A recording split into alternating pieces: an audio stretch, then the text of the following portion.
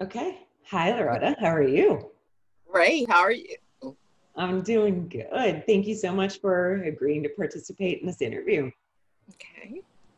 All right. So, first thing, obviously, your name is Loretta. Can you tell us your full name? Loretta Howell, Okay. And where do you live? Charlotte, North Carolina. Okay. And where are you from originally? Uh, Originally from Columbia, South Carolina. Okay. So, not too far. Okay. No. And what kind of work do you do in Charlotte? Okay, I am a preschool teacher, Preschool teacher. So, you run around with little kids. kindergarten teacher.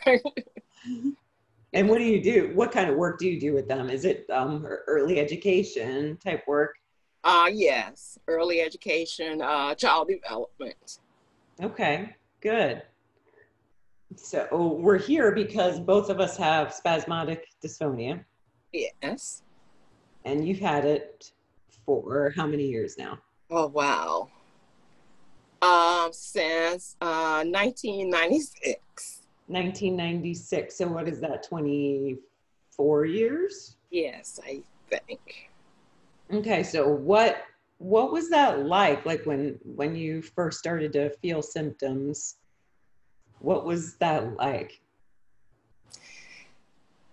Well, during that time, I was not working in child development. I was working for the bank and in the corporate field. I was training people. So I was talking daily, just constantly talking. So when it first happened, I thought it was laryngitis because my voice would come and go, it would crack. But I didn't have any pain in my throat. It was just my voice was changing. And so it was doing that constantly. So I went to the ear, nose, and throat. Of course, they stuck tubes down my throat and they were looking, they said my vocal cords look fine. And so he said maybe I had acid reflux. So they gave me medication for acid reflux, but it didn't help. And so my voice started getting worse and worse and worse. I was getting frustrated because, of course, I didn't know what was wrong with me. So it constantly, like I said, got worse. And it was so frustrating. I stopped talking, answering the phone, because when someone would call me, the phone was my worst enemy. I hated it. When I did answer it once, one of my friends asked me, "May I speak to Loretta?" Of course, it just hurt my feelings. And I'm like, "This is Loretta." And he was like, "Oh, you sound like a little old lady." So I hung up on him. So I would have hung up on him too. So it got to be so frustrating. And I was like, what is wrong with me? And the number one thing, like I said earlier, I was not having any throat pains. It was just my voice was cracking. It was getting worse. And I had to take a leave of absence from work. And actually, after I'd taken a leave of absence, my voice started coming back. And then when I went back to work, the same thing happened again. And so, of course, I had to leave. I had to quit. Oh. And it was a job I really loved, but I just felt that my calling was in teaching because that's what I went back to, and that's what I'm still doing. But it was so frustrating. And the worst thing about it is when you don't know what's going on, what is happening. And my voice was like my best friend because I love talking. I love communicating with people. Mm-hmm.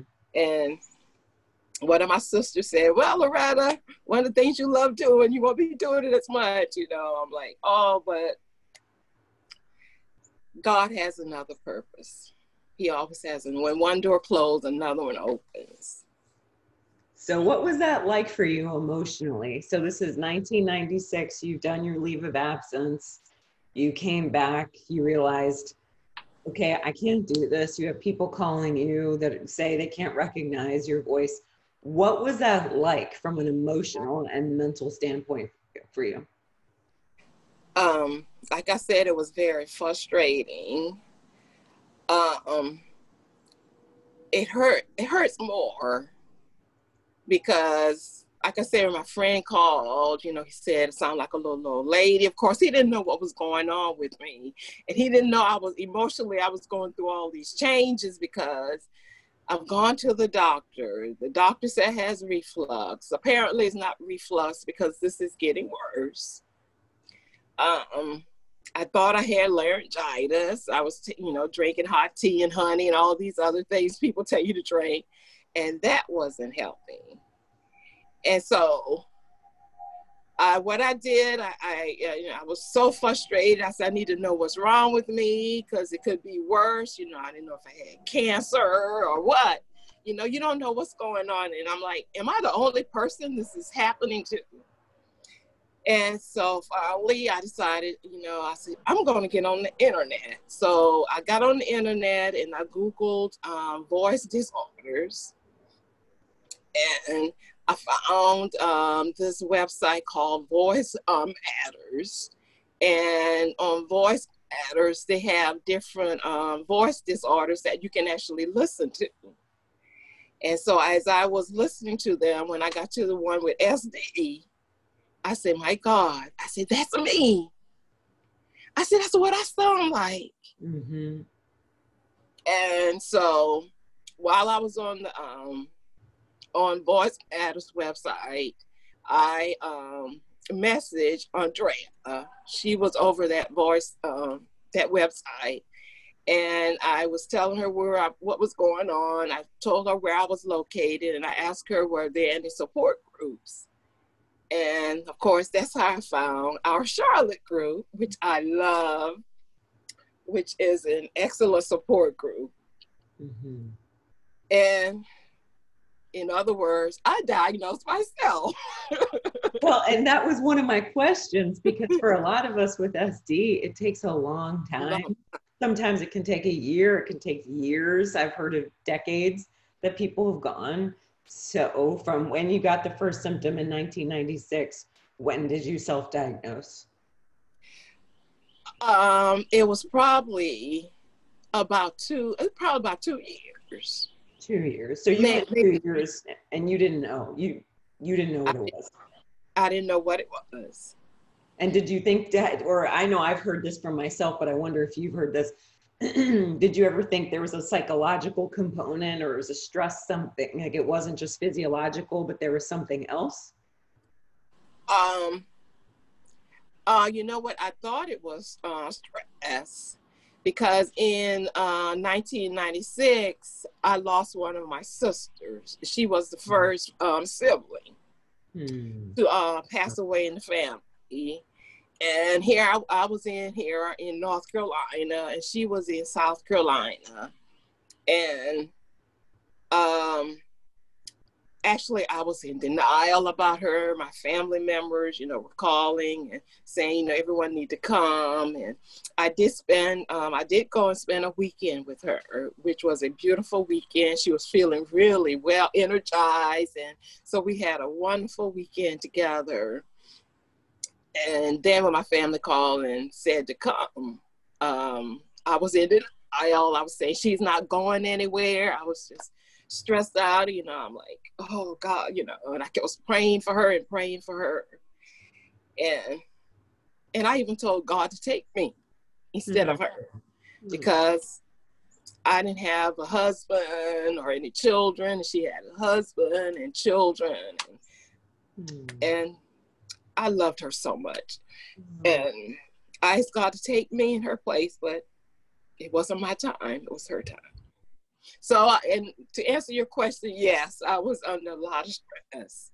And we all know that stress makes our voice worse. So that wasn't, as far as that was concerned, the stress wasn't helping. Mm-hmm. And I don't even know whether the stress brought it on. It could have been part of what happened. Yes, and I know you and I have talked about this before, Yes. that we know people in our support group, at least one person in particular, that he has spasmodic dysphonia. He went into retirement, and soon after going into retirement, he no longer has any symptoms. Right. Which is all a stress related kind of thing. Yes. Which is interesting. Okay, so once you figured out that you did have spasmodic dysphonia, did you think about Botox? Did you think about speech therapy? What was that like for you? I never considered Botox ever. Okay. I don't have anything against it, but I never considered it. But I did have speech therapy. But this is just my opinion. In 1996, during the time I was having speech therapy, I don't think they were very familiar with SD or what was going on with SD, because the young lady that was helping me with the therapy, she was like kind of nitpicking of things to do with me, which to me wasn't beneficial. It wasn't helping.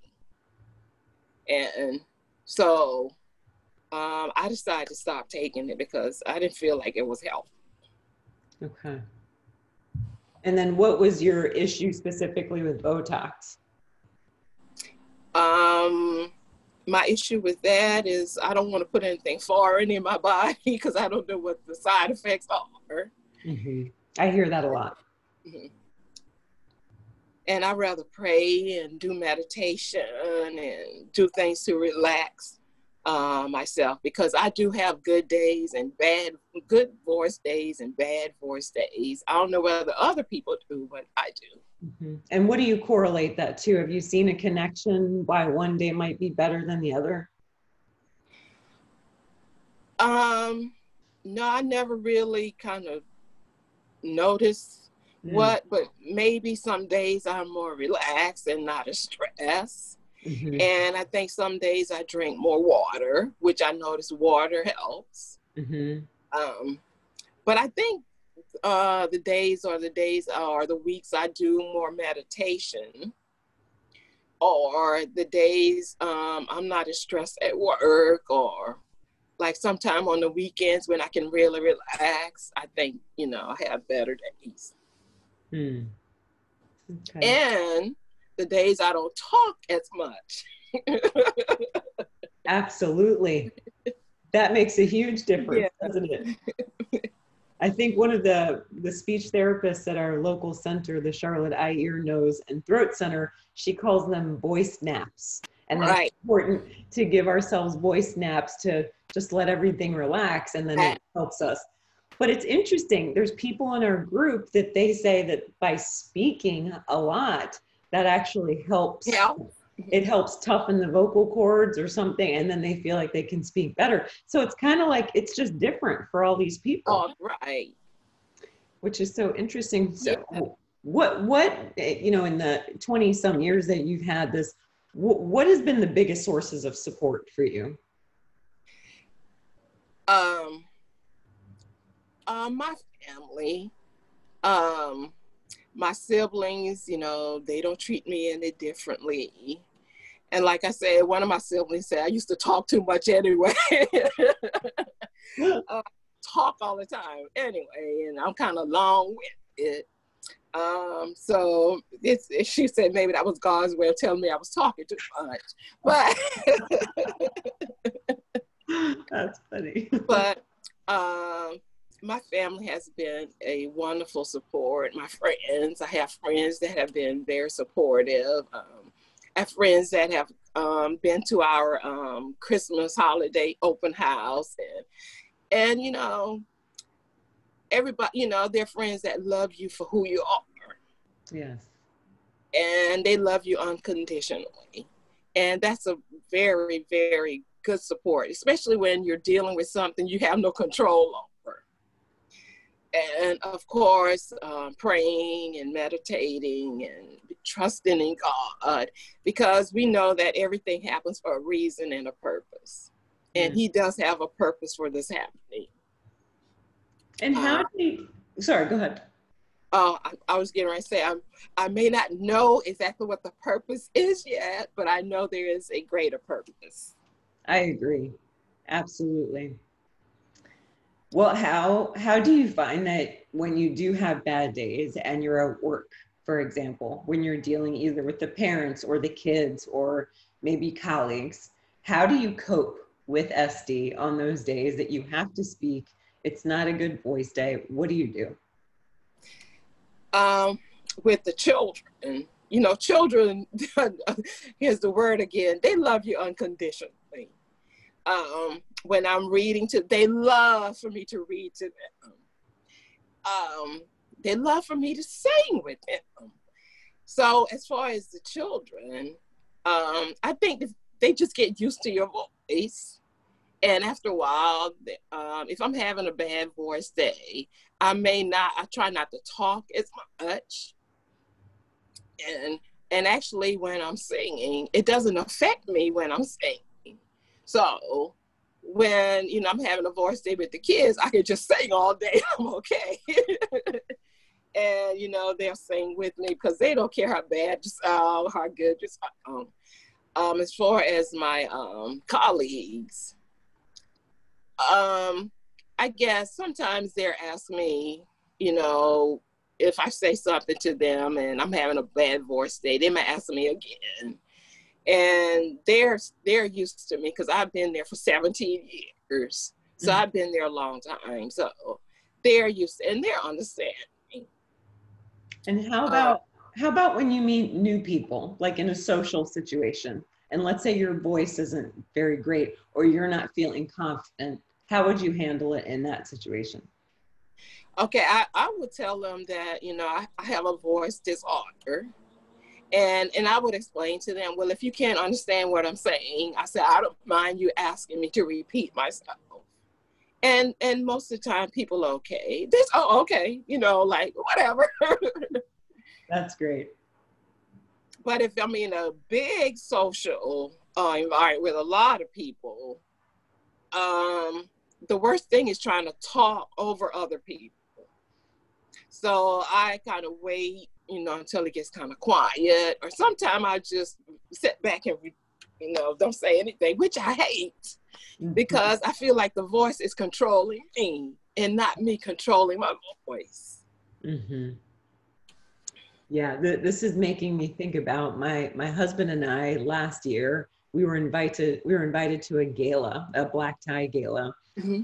And there was a live band there, probably about, I don't know, 500 or 600 people. It was a very nice affair, but it was very loud because of the live band. And there was lots of people, like there was obviously the area where people were dancing, but just adjacent to it, there was this long hall with like really high ceilings. And I think the sound reverberated. Oh, yes. And people were trying to talk to me and I could barely, and these are people I've never met before. I could barely get sound out. I couldn't even really get the sound out enough to tell them that I had a voice disorder. So I just started telling people, I don't know if you've ever done this and it's a lie, but it's one of the ways I've coped. I just said, I lost my voice. I'm so sorry.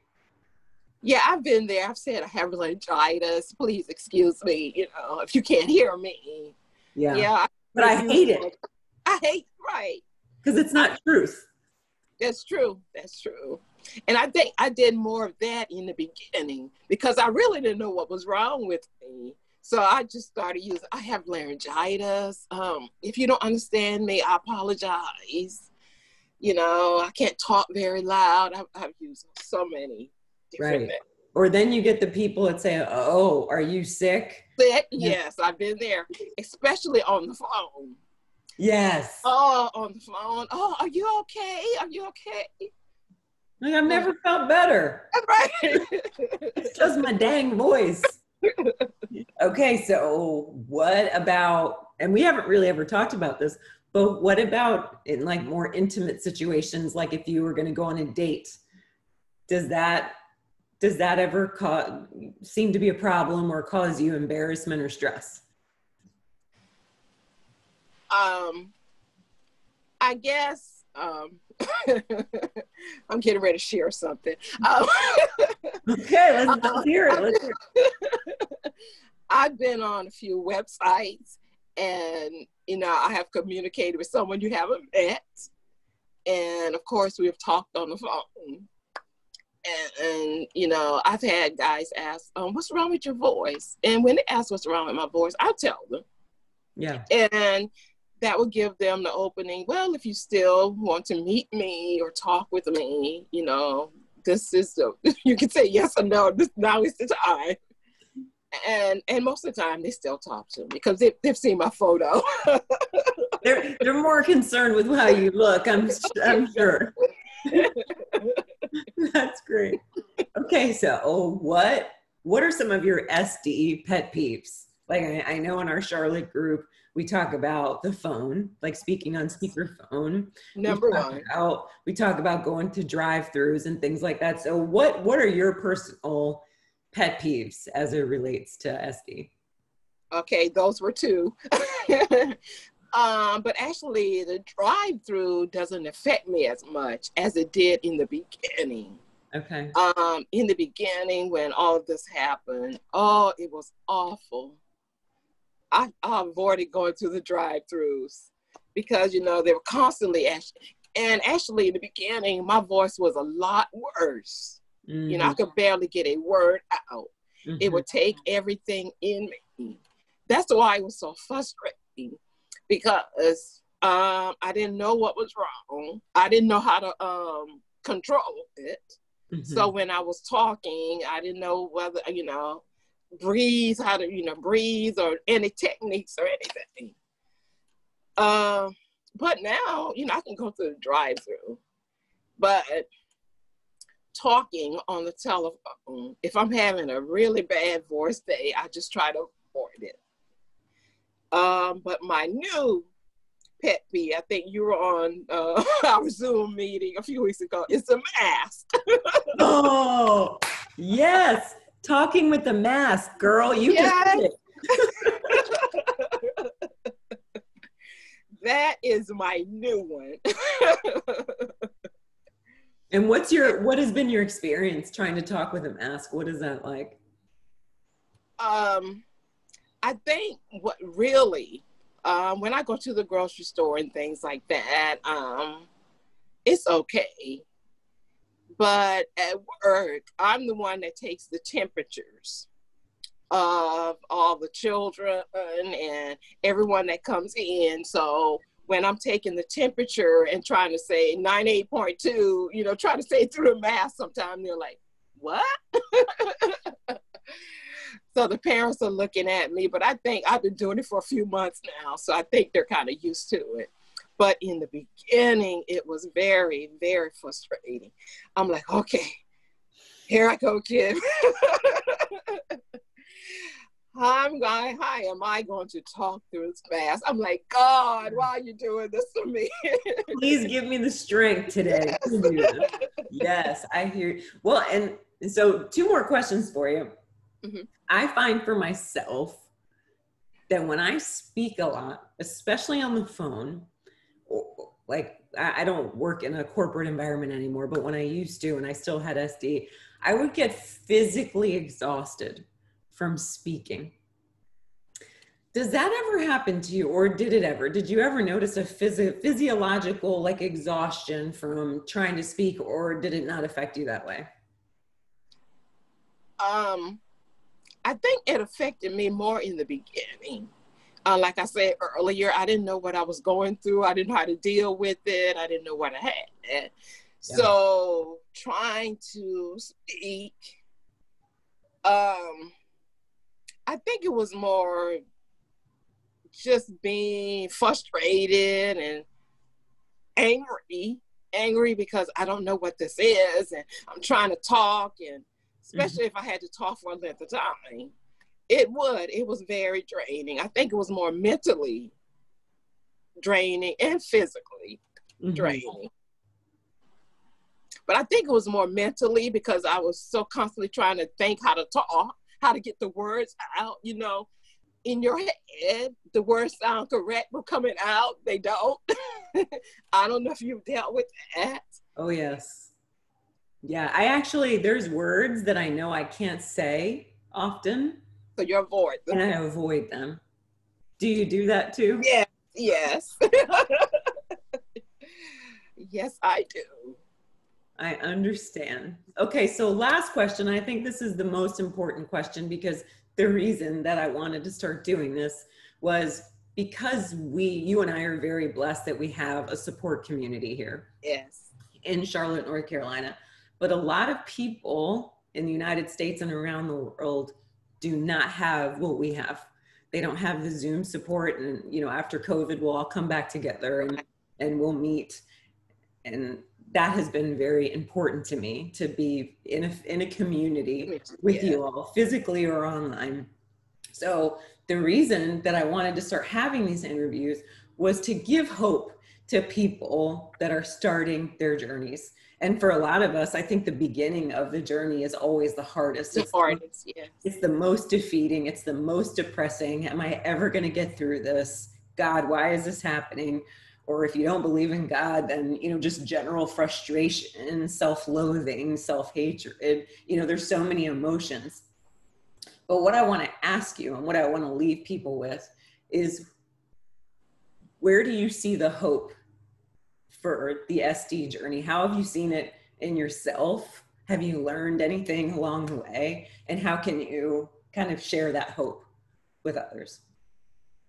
Well, first of all, don't get discouraged. Don't get discouraged. And like Elsa said, we have a beautiful, beautiful support group here in Charlotte. I don't call us a support group. We have a wonderful family here in Charlotte. Mary, you know, she is awesome. She's very supportive. She's there. She's here for us whenever we need her. She checks on us, like, you know, Zoom. We're in the Zoom world right now. Yes. And we're still supporting each other. So I tell, if you're new to this, as I've said probably several times in the beginning, it's very frustrating. Don't give up. Find a support group, your family, friends, anyone there just to walk you through this journey, because this journey, you need support.